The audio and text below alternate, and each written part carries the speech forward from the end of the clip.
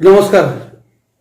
सर्वप्रथम आमच्या गावाचे स्मृतिस्थान कैलासवासी किसनरावजी बानखिले यांच्या विचारांना सर्वप्रथम अभिवादन नमन करतो.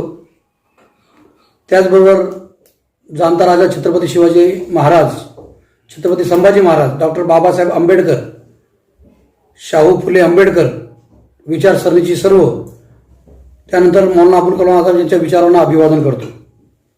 मंचर नगरपंचायतीची निवडणूक आज या ठिकाणी सुरू आहे आणि त्यामध्ये मी प्रभाग क्रमांक 8 मधून सर्वसाधारण या जागेसाठी काँग्रेस पक्षातर्फे निवडणूक लढवित आहे. मी आज या निवडणुकीमध्ये 5 उमेदवार माझ्यासोबत मी उभे केलेले आहे. 2 नंबरमधून हुदैबिया शेख, 7 नंबरमधून प्रकाश भगवान थोरात, 8 नंबरमधून मी स्वतः, 9 नंबरमधून नाझमीन इनामदार आणि 13 नंबरमधून फरजीन मुलानी, असे मी 5 उमेदवार नगराध्यक्षासह नगराध्यक्षपदासाठी फरजीन मुलानी यांना मी उभं केलेलं आहे. मी सर्व मंत्रकारांना या ठिकाणी विनंतीचं आवाहन करतो का नगरपंचायत होऊन 4 वर्ष झाले आणि 4 वर्षामध्ये मोठ्या घडामोडी घडल्या. परंतु 2021 पासून जेव्हा नगरपंचायत झाली आणि आलेल्या प्रथम मुख्य अधिकारी यांनी जेव्हा चुकीच्या पद्धतीने कर आकारणी करण्याचा जेव्हा प्रयत्न सुरू केला, तो 2021 पासून मी सामान्य माणसाचे प्रश्न, ठेकेदारांचे प्रश्न, पैशावाल्यांचे प्रश्न हे कोणी पण मांडू शकतो, परंतु ज्यामध्ये सामान्य माणसाला अडचण येते तो प्रश्न प्रत्येक वेळी मी मांडायचा प्रयत्न केला. परंतु गावामधल्या कोणत्याही नेत्यांनी किंवा कोणत्याही राजकीय पुढाऱ्यांनी त्यामध्ये मदत करण्याची कृपा केली नाही. त्यामध्ये मी प्रत्येक वेळी हे केलं का आल्या त्यांनी कर आकारणी मोठ्या प्रमाणात केली, दाखल्यांचे पैसे त्यांनी जास्त प्रमाणात केले, त्याच्यासाठी मी भांडलो. घरपट्टीच्या माध्यमातून त्यांनी अफाट कर आकारणीचा त्यांनी प्रयत्न केला, तो डाव त्यावेळी हाणून पाडला. परंतु आता परत करवाढ झाली. करवाढासाठी कुणी काही बोलत नाही, काही करत नाही आणि बाकीच्या प्रश्नावरती तुमची आपल्या मंत्रकारांची दिशाभूल करतात.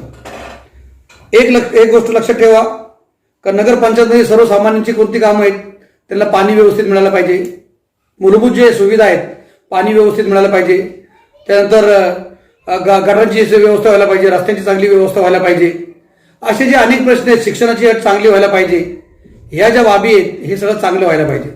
परंतु तुम्हाला मी सिगारी या ठिकाणी सांगू इच्छितो, ह्या प्रश्नावर आज रोजी कुणी बोलत नाही. फक्त बोलतात आम्ही एवढं काम केलं, आम्ही तेवढं काम केलं, आम्ही असं केलं, आम्ही तसं केलं, पण तुमच्या झालेल्या कामांचा सर्वसामान्यांना कितपत फायदा झाला हा पण प्रश्न महत्वाचा आहे.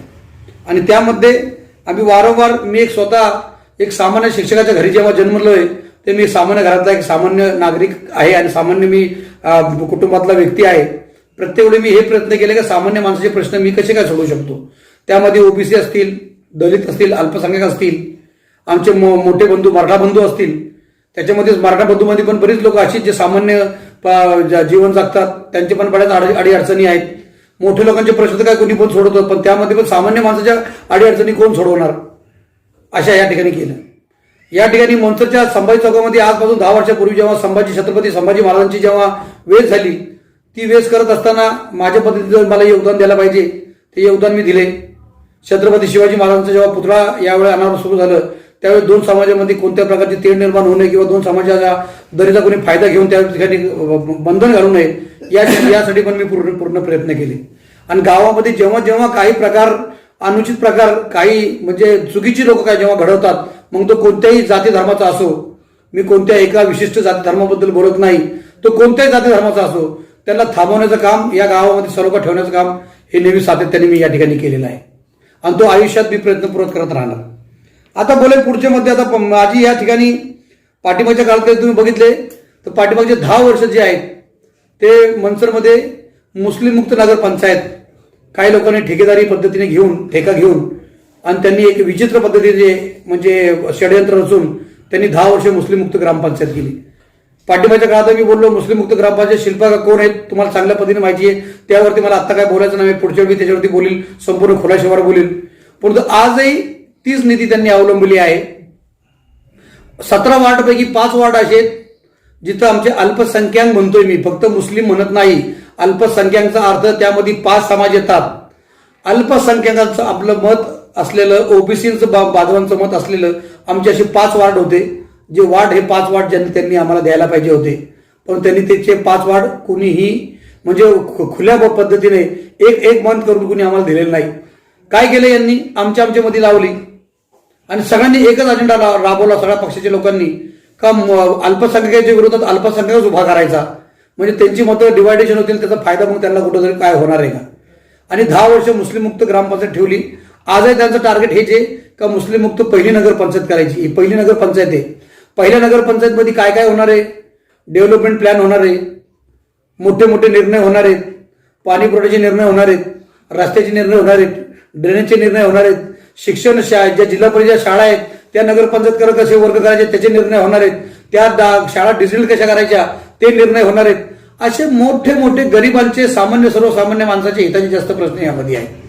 तर कोणत्या ठेकेदाराला कोणतं काम मिळलं आज ते माहिती ठेवत नाही, कोणत्या ठेकेदाराने कोणतं काम केलं ते काय महत्वाचं नाही.